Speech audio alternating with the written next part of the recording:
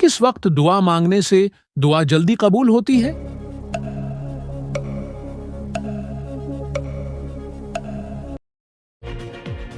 तहज्जुद की नमाज के वक्त मांगी जाने वाली दुआ जल्दी कबूल होती है, क्योंकि ये वक्त अल्लाह ताली के नजदीक बहुत खास और मुबारक है। नहाते वक्त पेशाब का न आना किस बात की अलामत है?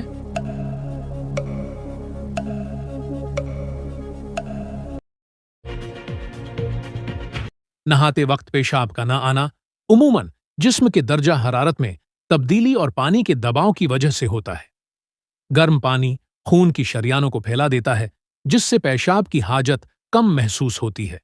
ये आर्जी तौर पर मामूली हो सकता है और कोई मसला नहीं होता, लेकिन अगर ये मुसलसल हो और साथ में देगर अलामात भी हों, तो ये पेशाब की नाली या मसाने के किसी मसले की अलामत हो सकता है।